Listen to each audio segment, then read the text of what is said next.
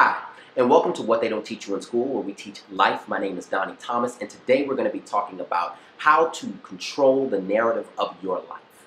Now, this topic is extremely important because it's about purpose. A lot of times we are taught process and not purpose. And that is the downfall of many people. That is why a lot of people walk through life aimlessly, unfulfilled, unhappy, and wishing they had done a lot of things differently because they have not been taught purpose. The purpose should guide you to the process that works uniquely for you. You are 1 out of 7 billion people plus on this planet. Who is anybody to tell you that you need to follow the same process in order to reach your dreams? It's a fallacy. You are unique, so you have to tailor these processes and methodologies to yourself. And the first way to do that is to understand what your unique purpose is. For me, my purpose came to me in a dream. And months prior to that dream, I had been praying and meditating and asking God to deliver to me my purpose. What is my purpose? What is my purpose? And so I was asleep one night. And in the dream, a voice said to me, your purpose is to help as many people as you can. And so I woke up out of the dream and I said, oh my God, I found out what my purpose is. I found out what my purpose is. But then I stopped and I said, well, that's kind of vague. That's a little broad.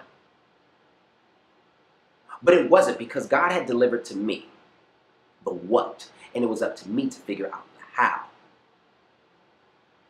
That's our task, to figure out the how.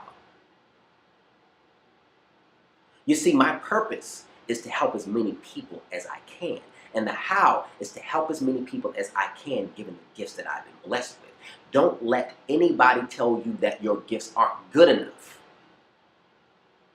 Those are the same people that are stuck in the same position and will be stuck in the same position because they are naysayers. They don't understand purpose. They only understand process. I was talking to someone about my thing and how I do my businesses and how I run my businesses, and they had so much to say, and I thanked them. I said, okay, thank you very much, but we're still going to follow this path because this is my path to success. I understand that you have your judgments. I understand that you have your processes that you think that you see externally, and these are the things that we're supposed to follow. I thank you for that, but you're still in the same place that you were. I'm moving forward.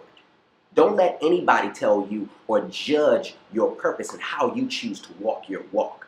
Those are the same people that would have told the inventors of the internet, the internet won't be a big thing later on in life. These are the same people that would have told the inventor of the automobile, why do you need an automobile? Just use a horse and buggy. That's stupid.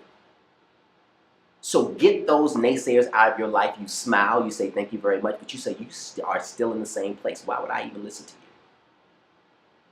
I am propelling, I am following my purpose, not a process. I was talking to a friend of mine about the story of Adam and Eve, and he said to me that, well, perhaps this story of Adam and Eve and all of these things that are happening in the Bible, that's why women are experiencing or have been experiencing some of the challenges that they have been experiencing in our society. And we were having this discussion because we were talking about the movement of women stepping into their power and how I thought it was such a great idea, such a great thing. And when he was telling me his stance on it and how things are the way they are because of a biblical perspective or from a biblical sense, I stopped him and I said, well, that's your interpretation, because I look at that a lot differently. You see, I look at that from the perspective that women have such a power of influence over men, that men fear that influence, and hence for centuries have tried to subjugate and suppress the power of women by creating a narrative and a story that would lead women to believe that they actually deserve to be oppressed. I mean, isn't that what oppressors do?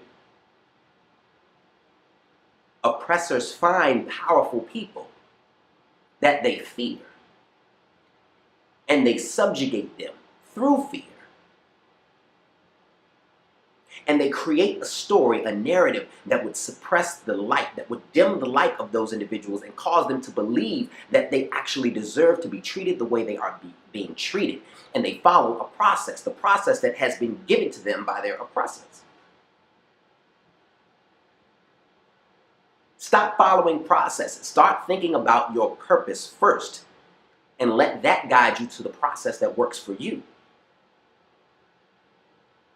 Again, I've talked about the naysayers. You need to get them out of your life. I've talked about the oppressors. Anybody you feel oppressed by, you have to really examine what they are doing. What are their intentions? Are they putting a narrative out there that is trying to suppress and dim your light so that they can feel better about themselves?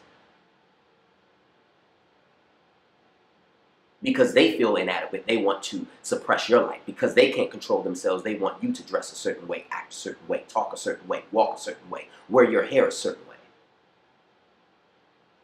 These are things that are issues that you have. These are issues with the other person. So again, the first step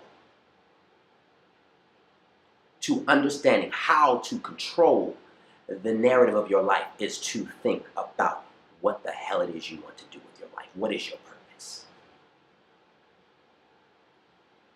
I mean, think about it. You have businesses across the globe that start with one thing, and one thing all of them have in common, legit businesses. They have a mission. They have a purpose for being. What is your purpose? So if you don't leave this session with anything, I want you to leave this session by thinking about what your purpose is on this planet, because it will lead you to a much more fulfilled life. Because you'll start to have more control over what it is you're doing with your time. And so, again, I thank you for joining this session. This session is going to be an ongoing session. This is one out of 4 sessions.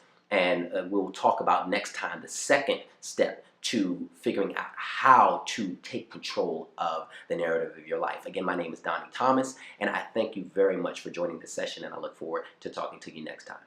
Peace.